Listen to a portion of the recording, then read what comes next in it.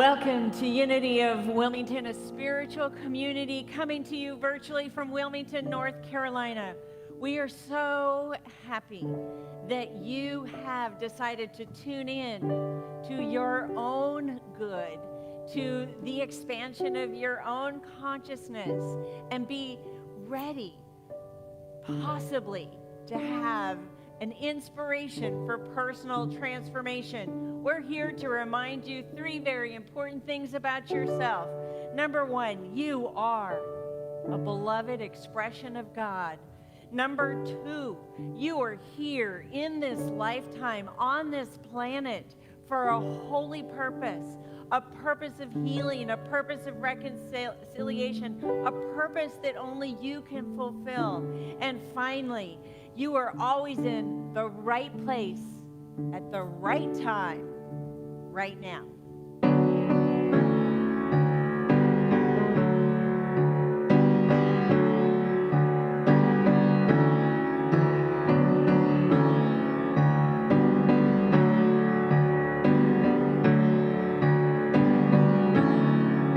I've done every devotional and every place emotional, trying to hear a new word from God, and think it's very odd that while I attempt to help myself, my Bible sits upon the shelf with every promise I could ever need. And the Word was, and the Word is, and the Word will be. And the Word was, and the Word is, and the Word will be. People are getting fit for truth like they're buying a new tailored suit. Does it fit across the shoulders? Will it fade when it gets older? We throw ideas that aren't in style in the Salvation Army pile, search for something more to meet our needs. And the Word was, and the Word is, and the Word will be. And the Word was, and the Word is, and the Word will be. And the Word was, and the Word is, and the Word will be. And the Word was, and the Word is, and the Word will be.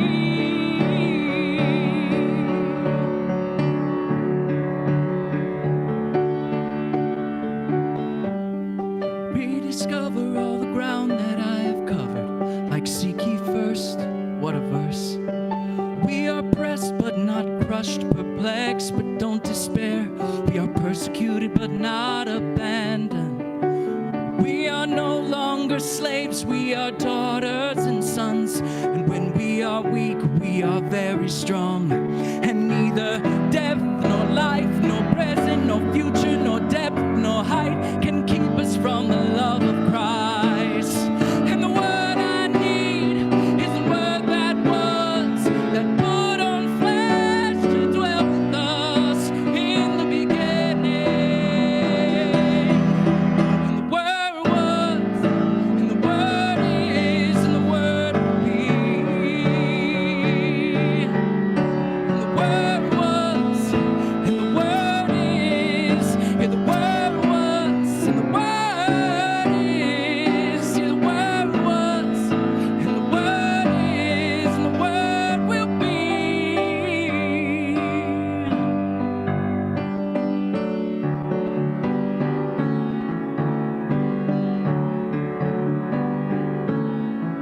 The new word is the old word is the new word is the old word is the new word is the old word is the new word is the old word.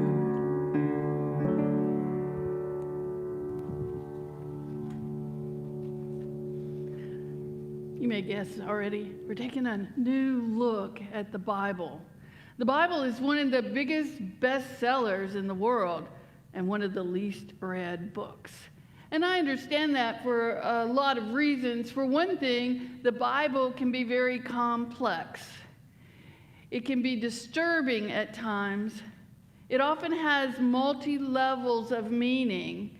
And sometimes it's hard to know exactly what those meanings are. The way we see the Bible, what we read about and the way we see it, the way we view it, our idea of it, has a lot to do with how we interpret it. I grew up in a Southern Baptist tradition. The Bible was pretty much interpreted as what we would call literal and factual. So it was considered to be the Word of God that was written somehow by God's hand. So in unity, I would say we are already anthropomorphizing God, because God as principle doesn't have a hand to write with. Now, that doesn't mean it's a wrong interpretation. It just means how you look at the Bible, it might be different than someone who looks at it from more of what would be a historical, metaphorical look. The Bible is actually a collection of books. In the 300s AD, Council of Nicaea put together what we call the canon, or the Bible now. The canonization of the Bible is what it was called. It's an anthology of 66 books made up of what in unity we talk about as the Hebrew Scriptures. Now, the Jewish culture and Judaism still use the Hebrew Scriptures, and then we add what we call the Christian Scriptures. You may know some of that as the Old Testament and the New Testament. Well, the Hebrew Scriptures and the Christian Scriptures are all literature works that are used in Christianity, in Islam, and the Hebrew Scriptures in Judaism. So the Bible spans a lot of world religions, and it's an interesting text. So how we see the Bible has a lot to do with what we think about the Bible. Unity writer Elizabeth Sands Turner says, the Bible was written by men with spiritually illumined minds. So the Bible was written by men with spiritually illumined minds, and we can understand their words only as divine intelligence illumines our minds. And then she says, let there be light. Well, the reason Elizabeth Sands Turner says, let there be light, and she believes before any time we read the Bible, we should say the words, let there be light. Because metaphysically, and we are a metaphysical community, metaphysically, light is spiritual intelligence. And so when we say, let there be light, we're talking about let there be spiritual intelligence. Let our mind be illuminated by what we read. Let our minds come into alignment with divine mind as we read the Bible. Now, I know that people have a lot of different reactions to the Bible. When I was growing up and I was baptized in the Baptist church, my gift was a very small white Bible that had a zipper on it, and my name had been embossed on it. Somewhere in my life, I still have that Bible, and I open it up, and there's red letters for what people thought that Jesus said. So it's the red letter edition of the Bible. And I carried it. I carried it to Sunday school, and I carried it to training union each time I went, which was pretty much every Sunday. It was a fascinating thing because as I would read, I was confused, to say the least. I was very confused because I did not understand how this God of love could do some of the things that are shown in the Old Testament, or the Hebrew Scriptures, as I would call it now. Now, my grandmother read the Bible through in a year for years. She would start at Genesis and read to the end of Revelation. And she had a card that told her which chapters and verses to read each day, and she read it through. So when I was spending the night with her, when I was with her, she would just read it aloud to me. And then when I got old enough and able to read, we would read it together. She would read a little and I would read a little. And that's when I began to have a foundation of the Bible in my life. Well, I didn't much like what I was reading, and I didn't relate to it. And the first time, after many, many years of my life, that I began to relate to the Bible was when I entered Unity. And the Bible in Unity is interpreted metaphysically. We look at the meaning of the words. We look at a higher, broader meaning. Metaphysics is the study of beingness, basically. And then we look at the Bible in what's called maieutic, and what that simply means, that big word simply means we put ourselves in the Bible. So every character of the Bible is us. Every place in the Bible has something to do with our consciousness, and the time is always now, right where we are. So I might take a passage of the Bible and interpret it metaphysically and look at it maieutically and say, well, this is where I am now. And 6 months from now, if my life has changed and I have been in transformation, which hopefully is true, I might look at that passage differently. I might see with what Elizabeth Sand Turner calls a more illumined mind, because I have greater spiritual intelligence. So let's start with looking a little bit at the Bible. Let there be light. And I would actually change that a little bit, because that sounds like the light comes from outside of us. I am willing to allow the light that is already within me to illumine my mind more fully, to open my heart in a bigger way, and to be able to look at what I'm reading, to look at what I'm seeing, and see with new eyes, see from a new perspective. So let's just think about, what's the question we need to ask about the Bible? How do we perceive the relationship between the Bible and God? What is that relationship? If we look at it from the literal, factual way, then God wrote the Bible. If we look at it from a historical, metaphorical way, then the Bible is human product. And how we look at that makes a difference. I want to use an example from the Hebrew Scriptures about Moses. Moses was very, he was considered a prophet, but he was also a huge character in the Hebrew Scriptures, and he was not a perfect man. Moses had killed a man, and he had run off. And when he ran off, he got married, and he had a son. And where he was, God showed up to him. God came to him and instructed him in some ways, like, remember the burning bush? So God came to Moses in the burning bush, and when Moses said, what is your name? God said, I am that I am. God also performed some miracles with Moses. God invited Moses to throw down his staff, and when he did, it hit the ground and it became a snake, and then God said, pick it up by its tail. Well, if you think about that literally, you're going to pick that snake up by its tail. I might have run the other way, to be perfectly honest with you. But Moses did, and it became a rod again. So Moses was instructed to put his hand in his shirt and pull it out. And when he pulled his hand out of his shirt, it was white with disease. And then instructed again to put his hand in his shirt. And when he pulled it out again, it was full and whole and healed. So there are miracles here that we're talking about. Think about, if we're looking at the Bible from a maieutic point of view, how would you have felt if you were commanded and believed it was from God, commanded to pick up the snake? Scary to me. Or if you had put your hand in and instantly it became diseased. That's obedience. That's doing what we're told to do. Now, we get inner guidance all the time. And I don't know about you. Sometimes I have a little difficulty following it. But I have learned over time that if I follow the inner guidance, my life unfolds with greater ease, with greater peace, with greater joy. But initially, I was really afraid to follow some of it. I was afraid of what would happen.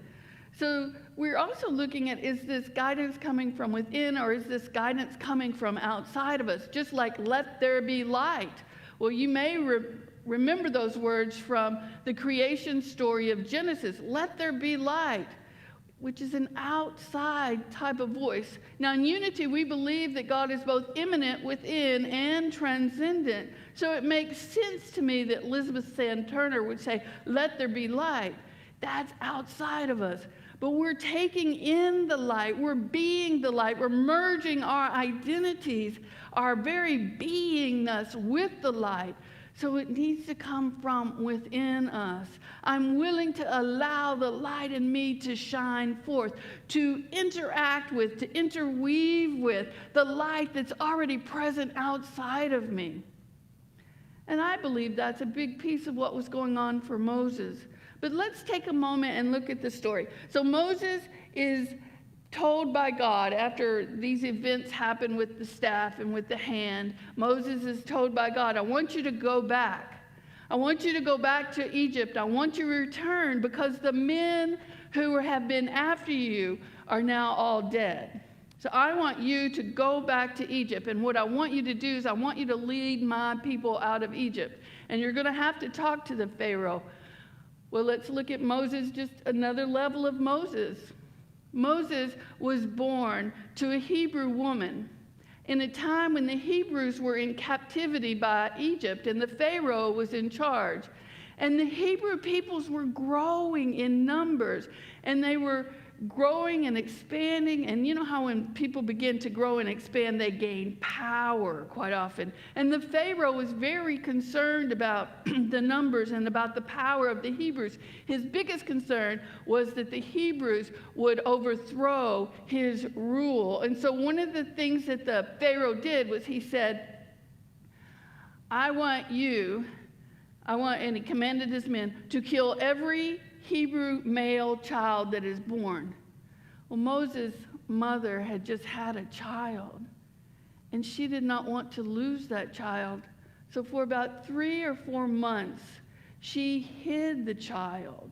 And at some point, what was happening every day is people would come through the villages and through the areas where people resided and look for baby boys to kill. And she was hiding her son.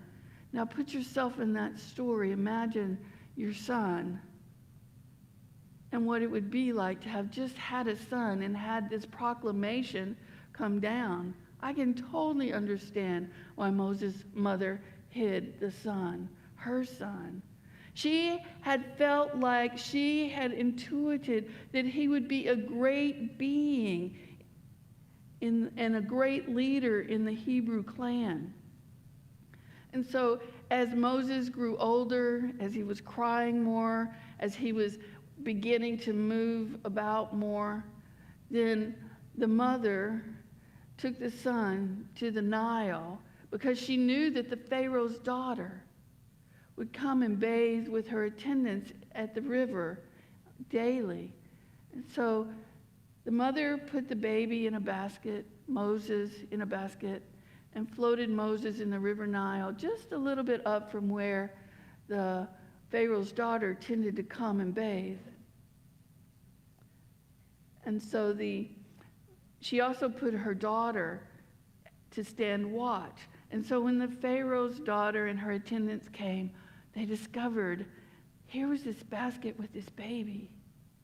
They knew it was a Hebrew baby, and yet the Pharaoh's daughter saw this child and knew something because she was willing to face the wrath of her father.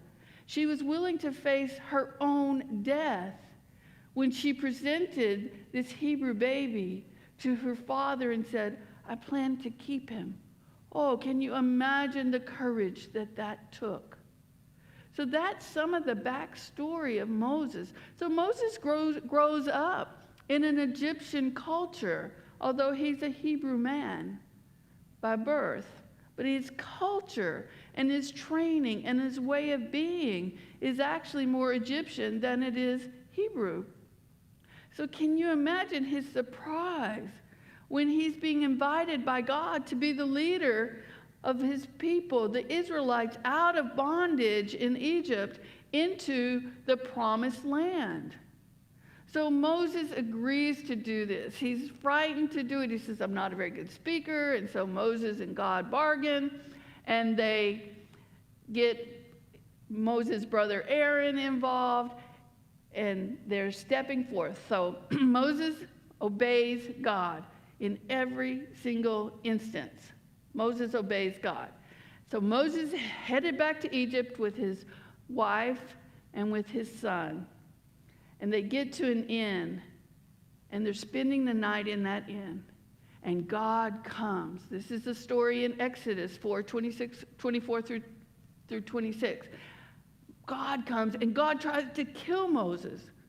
Now, if we look at the Bible from a literal, factual manner, if we're believing that this is the actual, factual, written word by the hand of God, we have to ask the question, and this is some of the confusion of the Bible, is after all of that obedience, why would God come and try to kill this man who's been obedient to him? So God comes in the middle of the night and tries to kill Moses. Well, Moses' wife, Zipporah, steps in, and she takes her flint knife and she circumcises their son who had not been circumcised.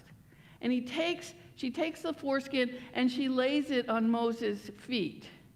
And as soon as she does this, God backs off. Not going to kill him. But why would God? We have to ask those questions. And that's confusing. Who is this man, this God, who is so fickle and so violent? And stories in the Hebrew scriptures have a lot of stories of violence where God has tried to kill people. You may remember the story of Noah and the ark. God gets mad because he sees the people not obeying, wipes out everything but the pairs of animals, the two animals in Moses' family. How do we reconcile that idea with this God of love? God is love. That's what the Christian scriptures teach us. So did something happen? Did we get a new God? So what do we do? Now, another way to look at the Bible and to look at this Moses story is to simply look at it from a historical, metaphorical vision, perception. Here we have Moses, who's been obedient to God. He's on his way to Egypt. He's on his way to talk to the Pharaoh and to ask the Pharaoh to set the Hebrew people free. And God comes and tries to kill him. The question that we have to ask then, if we're looking at this story from a historical, metaphorical type of perception, is what did the Hebrews want to convey to us? What was their meaning to us in telling that story?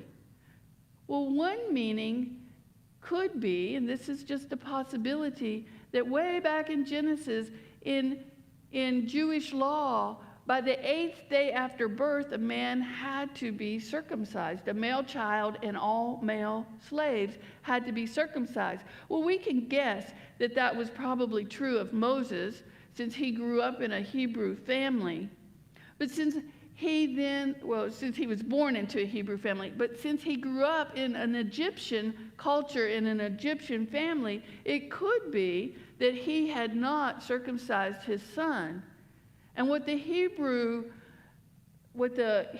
were trying to tell in this story and invite us to recognize is that the moment Moses' wife, Zipporah, circumcised the son and touched Moses' feet, another word for a male body part, one of the euphemisms for a male body part, when she touched Moses' feet with the foreskin, that was the fulfillment of the Jewish law that men must, and their male slaves must be circumcised. Because can you imagine if a leader was not following in the laws of the land, would the leader be respected? We could also look at it from a little bit different perspective. Zipporah is Moses' wife, and together, in collaboration with each other, they worked to develop him and his leadership skills for being able to lead the Israelites to the promised land. She played a role in that. And oftentimes that role of women in the Bible is not put forth and talked about very much. So our perspective makes a difference. Was it literal? Was it historical, metaphorical? Only you can decide how you want to look at this. To me, honestly, it makes more sense to look at it as an allegory, as a metaphor. What were the Israelites trying to tell us? What was their rationale and their reasoning for sharing that story? And we can ask that question all the way through the Hebrew Scriptures. And then when we get into the Christian Scriptures, we can begin to ask the question, what was the purpose? What did Matthew and Mark and Luke and John want to put forth about Jesus? And then we get into Paul, we can ask the question, what was Paul trying to teach? Most people don't realize that Paul's writings were complete prior to the writings of the gospel. Paul died in 64 AD. And the first gospel was thought to be written, which is Mark, in 70 AD. So what we call the writings of the church were more of what Paul believed, because his writings came first and they were circulating. There are far more writings than the 66 books that we know as this anthology of the Bible. They were Eastern in thought also, and sometimes as a Western culture mind, it's hard to know what was actually being said and what's the underlying meaning. So these books can be interpreted in many ways. Charles Fillmore, the co-founder of Unity, interprets the Bible in a different way. He believed that the Bible was humankind's unfolding spiritual journey. It began with birth. We were born in wholeness, in the image and the likeness of God. And then at some point in our lives, we made a decision that we were separate. And we lived in separation, what's called sense consciousness, for however long we did that.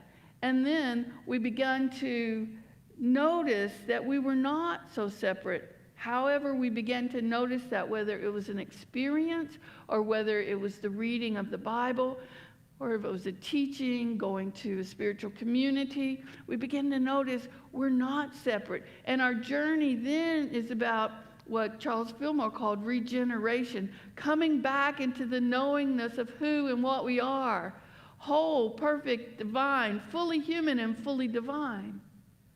And so let's take a moment and look at how Charles Fillmore would look at this same passage that we could look at that we've looked at in these two different ways. We can look at it in a third way, and that would be the metaphysical way. So metaphysically, Egypt means the darkness of ignorance. So Egypt is the darkness of ignorance. That would be the time that we're in believing that we're separate from God. We would be in that ignorance of not knowing, not understanding, not being able to benefit from the use of spiritual law because of that. Now, Moses, which would probably have been Moshe, Moses means metaphysically to draw out, to draw out. And Charles Fillmore says it's the process that works from within outward, which is why I say when we look at light, let there be light, is the transcendent, but let the light be mine. Let me recognize and allow the light that I already am to interweave with the light that's already there and see the foundation of consciousness that builds. We're already beginning to see ourselves coming from a higher level of consciousness. So the process that works from within outward for us to understand the spiritual law, we must understand the spiritual law in order to apply it accurately, in order to apply spiritual law so that it works for us. Spiritual law is at work in our lives, whether we're aware of it or not. Personally, I would like to be as conscious as I can of it so that what I think about, what I feel, what I'm holding in my thoughts, what I'm experiencing in my body as feelings are something that I'm going to reproduce, which is part of why I seek to live in joy and seek to live a life of fun, because I want to create more joy and more fun in my life. I don't want to be holding thoughts of anger and then feelings of anger in my body and reproducing that experience of having greater levels of anger in my body.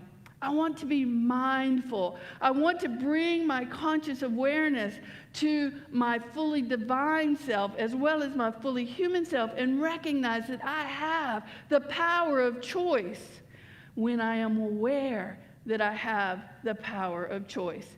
And we know quite often that when we know better, we do better. Because I can tell you some stories in my life when I was not aware that I was on a spiritual path. I was not aware of spiritual law, and I created some messes in my life.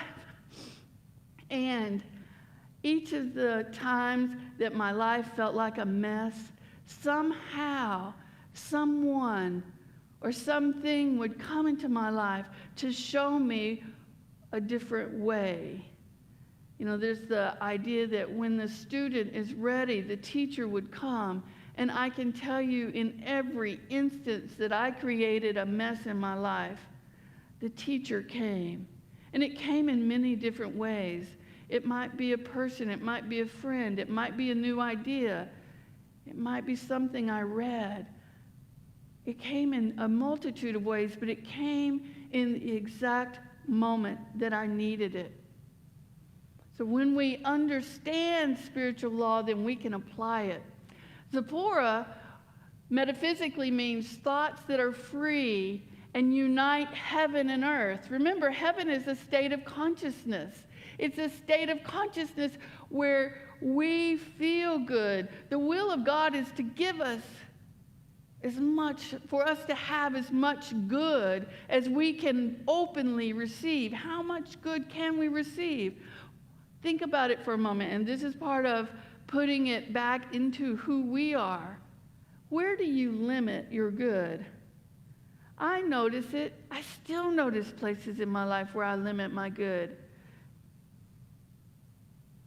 It will sometimes just bubble up. Oh, that was a limiting thought. Or, oh, when I did that last week, I limited my good. The beautiful thing is I can go back and I can either share with the person I did it with, or I can rethink. It's only a thought, and the thought could be changed. And so I can think a better feeling thought. I can change my thoughts, and I can see what happens outside of me in the world begin to change because I have changed. It's been molded. It has been drawn out of me from within outward. But I begin to have this heaven and earth. Earth is the consciousness of our physical body. And when we think about what science teaches us, is thoughts are the language of the brain, the language of the mind, and feelings are the language of the body. So what we're doing is we're bringing forth this physical body, this physical consciousness into thoughts and having them unite.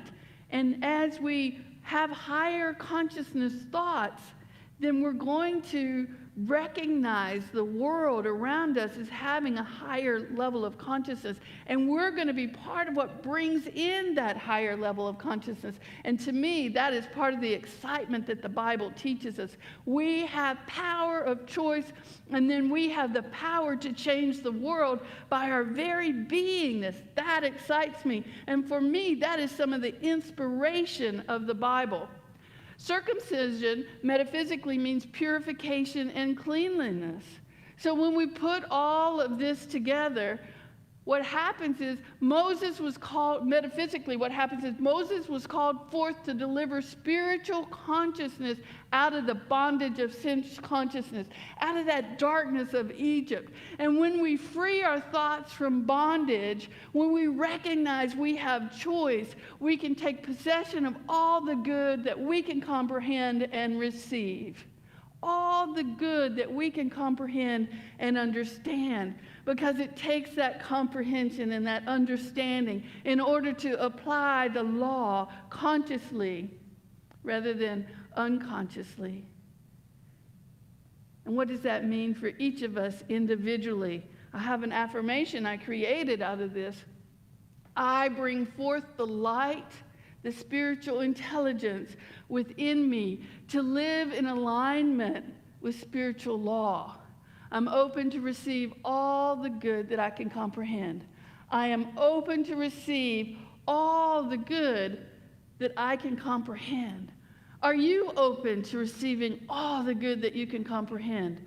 Are you open to living spiritual law? The more you understand it, the easier it is to begin to live it.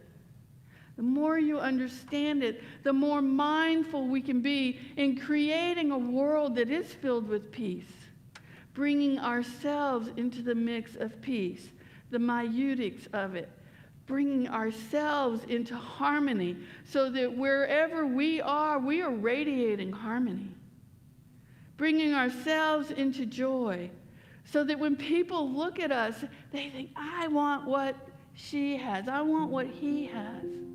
So we're opening up to a higher level of consciousness. We're interweaving heaven and earth. Let's take those thoughts into meditation. I'm going to keep my eyes open. You're welcome to open or close your eyes, whatever works for you. As we rest our awareness on our own light, as we rest our awareness on our own light, our awareness begins to open up that process. I invite you to open yours and I'll open mine, that process of expanding our light, our spiritual intelligence. Opening to understanding. And from understanding, move to comprehension. And for comprehension, move to experiencing from a place of knowingness. Experiencing all the good that we can receive. What a beautiful experience. Opening to all the good that we can receive. Recognizing from a loving place, oh, I limited myself today. This is where I limited myself yesterday.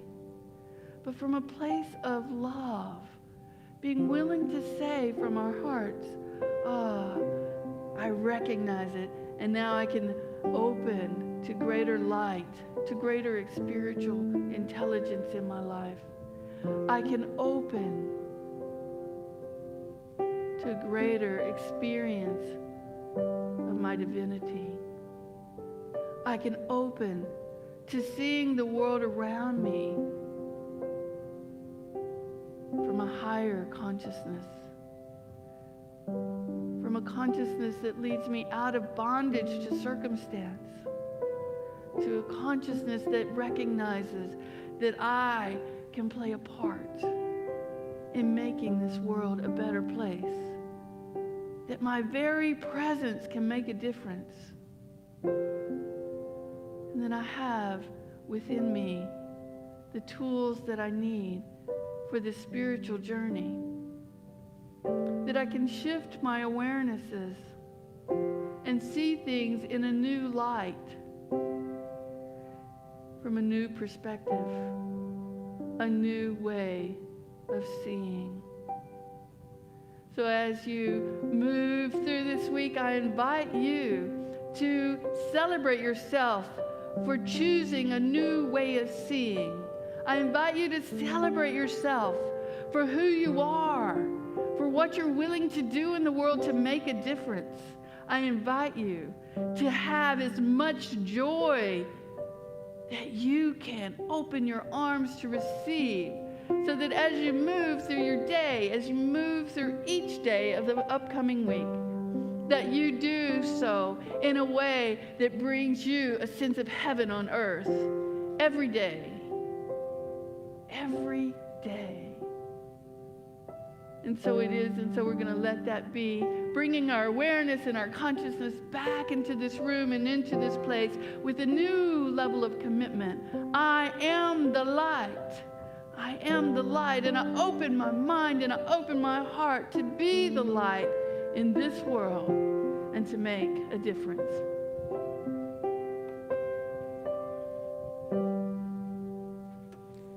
There's revival and it's spreading like a wildfire in my heart. Sunday morning, hallelujah, and it's lasting all week long. Can you hear it? Can you feel it? It's the rhythm of a gospel song. Oh, once you choose it, you can't lose it. And there ain't nothing gonna steal my joy. I've got an old church choir singing in my soul. I've got a sweet salvation, and it's beautiful. I've got a heart overflowing, 'cause I've been restored. There ain't nothing gonna steal my joy. No, there ain't nothing gonna steal my joy. When the valleys that I wander turn to mountains that I can't climb. Oh, you are with me, never leave me. And there ain't nothing gonna steal my joy. I've got an old church choir singing in my soul. I've got a sweet salvation, and it's beautiful. I've got a heart overflowing, 'cause I've been restored.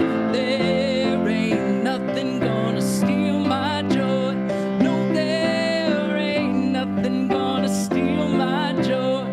But we don't want anything to steal your joy. So if you have been moved, touched, or inspired, please share this message with someone you care about to expand their consciousness and inspire their personal transformation. If you would like to give gratitude, share your generosity with Unity of Wilmington, you may do so by clicking our donate button at unitywill.com, finding us on Venmo, finding us on Facebook.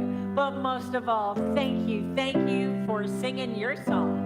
And we invite you to live in ever-expanding waves of joy, ever-expanding harmony or peace. Whatever it is, that quality that you're seeking more of in your life, know that as you open to the light that you are and live in spiritual practices, you have every opportunity to fulfill that goal.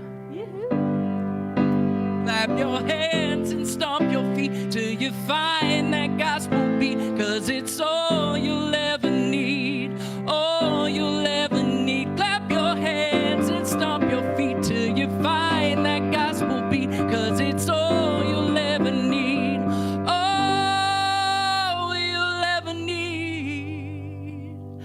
I've got an old church choir singing in my soul. I've got a sweet salvation, and it's beautiful.